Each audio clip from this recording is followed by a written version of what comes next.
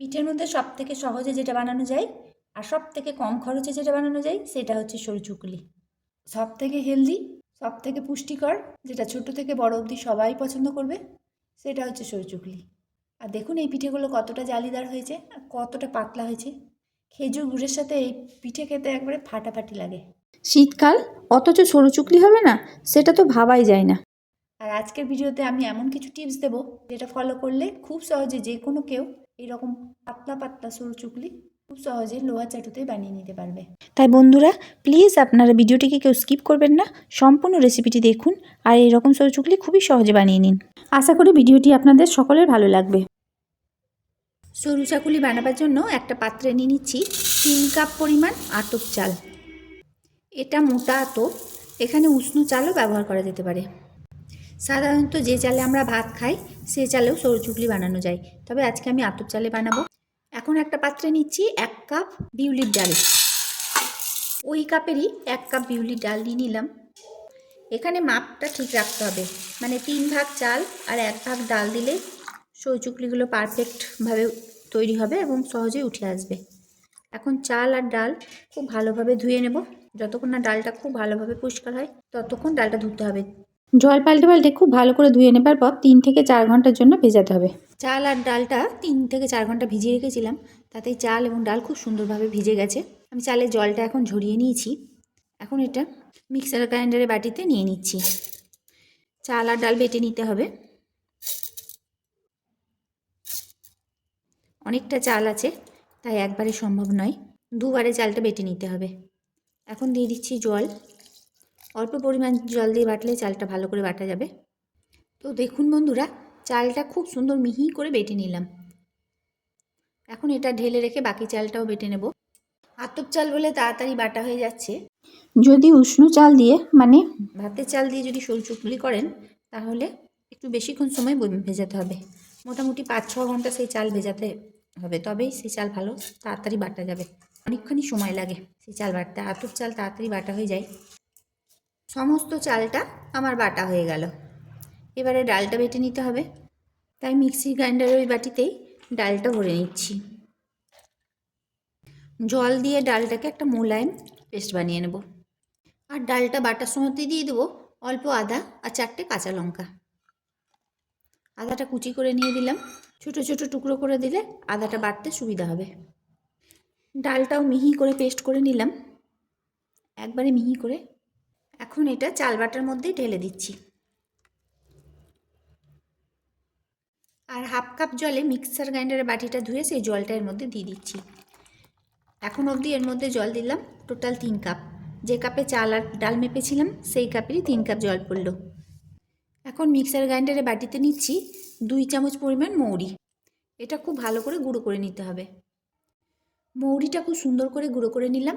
এখন এর মধ্যে দিয়ে দিচ্ছি। যে চামচে মৌরি দিয়েছিলাম সেই চামচেরই 1 চামচ পরিমাণ লবণ দিয়ে দিলাম। এখন এটা খুব ভালো করে মিশিয়ে নিতে হবে।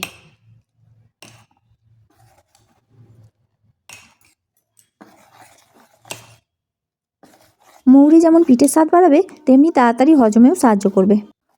চাল, ডাল, মশলা, লবণ খুব ভালোভাবে মিশিয়ে নিতে হবে। আমি খুব ভালোভাবে মিশিয়ে নিলাম। এখন ব্যাটারটা খুব পুরু আছে। এখন আমি এর মধ্যে দেবো জল। চাল ডাল বাটতে টোটাল 3 কাপ জল পড়েছে, ওই কাপেরই 1 কাপ জল দিয়ে দিলাম, ওই কাপেরই টোটাল 4 কাপ জল এখন অবধি পড়লো। 3 কাপ চাল 1 কাপ ডাল ছিল টোটাল 4 কাপ চাল ডালে 4 কাপ জল এখন অবধি দেওয়া হয়েছে। কিন্তু ব্যাটারটা দেখুন এখনও পুরু আছে। এত পুরু ব্যাটারে যদি বানানো হয় তাহলে কিন্তু সরু চাকুলিগুলো মোটা মোটা উঠবে। তাই এতে আমি জল দেবো আরও 1 কাপ জল এর মধ্যে দিয়ে দিচ্ছি, কারণ ব্যাটার যত পাতলা হবে সরু চাকুলিগুলো তত পাতলা পাতলা হবে। এখন অবধি টোটাল 5 কাপ জল দেওয়া হলো। খুব ভালো করে জলের সাথে গুলে নিতে হবে এটা।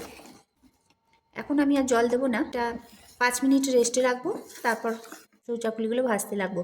যদি ভাজার সময় মনে হয় যে মোটা হচ্ছে তাহলে আর একটু জল দিয়ে দেবো। এখন অবধি 5 কাপ জল দেওয়া হলো। এখন ব্যাটারটা দেখুন ঠিক এই রকম ঘনত্বে আছে। পিছনে একবার দেখিয়ে দিচ্ছি, এরকম হয়ে আছে। আমি আজকে সরু চুকলি ভাজবো লোহার চাটুতে। লোহার চাটুতেও খুব সুন্দর করে সরু চুকলি করা যায়, তবে চাটুটা আগে ননস্টিকের মতো তৈরি করে নিতে হয়। তার জন্য চাটুটাকে খুব ভালো করে গরম করে নিয়েছি। এখন চাটুতে এই বেগুনের বোটা দিয়ে সর্ষের তেল বুলিয়ে নিচ্ছি। কোনো রকম ব্রাশের দরকার নেই, বেগুনের বোটা দিয়ে কাজ হয়ে যাবে। চাটুটা খুব ভালোভাবে গরম হয়ে গেছে, সামান্য একটু জল দিয়ে দিচ্ছি আর চাটুটা এই জল দিয়ে খুব ভালো করে ধুয়ে নিচ্ছি। এখন এই জলটা ফেলে দেবো। জলটা ফেলে দেওয়ার পর চাটুটা আবার খুব ভালো করে গরম করে নিতে হবে। চাটুটা এখন খুব ভালো করে গরম করে নিলাম। এবার তেল বুলিয়ে নিচ্ছি। এখন 1 হাতা করে ব্যাটার এর উপর দিয়ে দিচ্ছি। আর ব্যাটারটা যতবারই দেওয়া হবে তলা থেকে প্রত্যেকবার গুলে গুলে দিতে হবে, না হলে তলাতে ব্যাটারটা বসে যায়।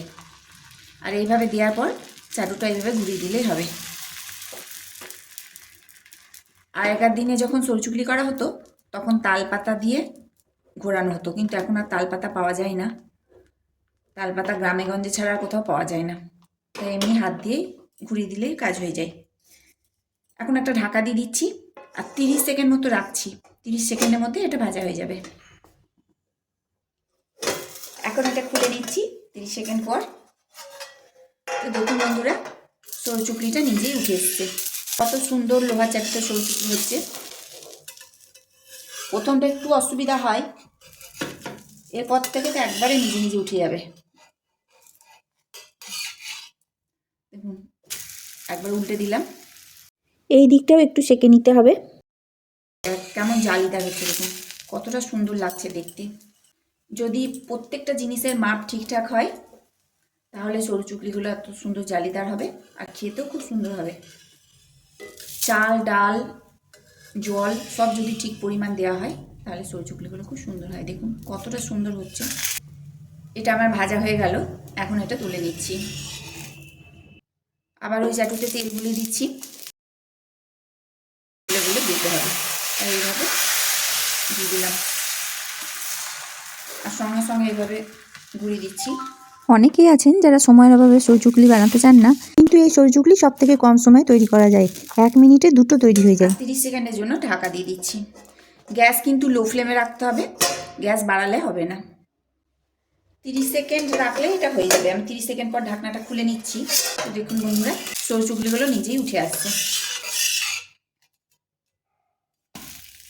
কতটা পাতলা করে সরচুকলি হচ্ছে। আর প্রথম যেটা রেখেছিলাম এটা এইভাবে খুলে রেখেছিলাম ভাপটা বেরিয়ে যাওয়ার জন্য। এখন এটা ভাজ করে নিতে হবে। এইভাবে ভাজ করে নিচ্ছি। আর গরম গরম ভাজ করা যাবে না। এবার এটা খুলে রাখতে হবে তুলে নিয়ে। আরেকটা যখন হবে তখন এটা ভাজ করে নেব। আগেরটা ভাজ করে নিলাম আর এটা এমনি রেখে দিলাম। এটা ততক্ষণ ঠান্ডা হয়ে যাবে আরেকটা ভাজতে ভাজতে। আরেকবার তেল গুলিয়ে নিলাম, আমি আরেকটা ভেজে দেখাচ্ছি। আর ব্যাটারটা ঠিক এইভাবে গুলে নিতে হবে, প্রত্যেকবার কিন্তু গুলে নিতে হবে। এখন 1 হাতা করে ব্যাটার এইভাবে দিয়ে দিচ্ছি।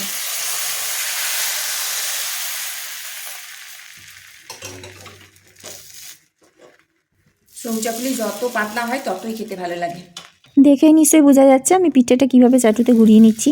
ব্যাটারটা দেওয়ার পর ঠিক এইভাবে ঘুরিয়ে নিতে হবে। গ্যাসের ফ্লেম অবশ্য লো করে রাখতে হবে। ঢাকা দিয়ে দিচ্ছি 30 সেকেন্ডের জন্য। আবার 30 সেকেন্ড পর তুলে নিচ্ছি। এখন সরচুকলিগুলো কতটা সুন্দরভাবে উঠে আসছে। এই পিঠেকে অনেকে গেঞ্জি পিঠে বলে, কেউ কেউ আবার তাওয়া পিঠে বলে, কারণ এটা তাওয়াতে হয়, তার জন্য এটাকে তাওয়া পিঠেও বলে। তবে লোহার চাটুতে যদি এই পিঠে বানানো হয় তবে এই স্বাদ আসল পাওয়া যায়। ননস্টিকে যতই বানানো হোক না কেন, লোহার চাটুর যে স্বাদ সে স্বাদ কিন্তু আসবে না। অনেকেই বানাতে চায় না ঝামেলার ভয়ে, কিন্তু বিশ্বাস করুন বা নাই করুন খুবই তাড়াতাড়ি হয়ে যায়। বানানোটা খুব সহজ, খেতেও খুবই মজা। দেখুন আমার এই পিঠেটাও ভাজা হয়ে গেল, এটা আমি তুলে নিচ্ছি। এটা খুব হেলদিও খাবার, রাতের বেলা বানিয়ে রেখে সকালে ব্রেকফাস্টেও খাওয়া যায়, ডিনারেও খেতে তো খুবই ভালো লাগে। এটা বাংলার ঐতিহ্যবাহী পিঠে, কারণ আগেকার দিনে মানুষ লোহা চাটুতেই বানাতো, তখন কোনো ননস্টিক ছিল না। রেসিপিটা যদি ভালো লেগে থাকে তো প্লিজ লাইক শেয়ার কমেন্ট করবেন। আর যে সকল নতুন বন্ধুরা রেসিপিটা দেখছেন তাদের যদি ভালো লেগে থাকে তো চ্যানেলটিকে সাবস্ক্রাইব করবেন, তার সঙ্গে পাশে থাকা বেল আইকন অবশ্যই প্রেস করবেন, যাতে আমার নতুন ছাড়া ভিডিও নোটিফিকেশান আপনাদের মোবাইলে আগেই পৌঁছে যায়। দেখুন বন্ধুরা, এটা আমার ভাজা হয়ে গেল। আমি এইভাবে সমস্ত সরচুকলিগুলো ভেজে নেব। সমস্ত রেসিপিটি দেখার জন্য হেসেল বনলক্ষ্মীর তরফ থেকে অসংখ্য ধন্যবাদ।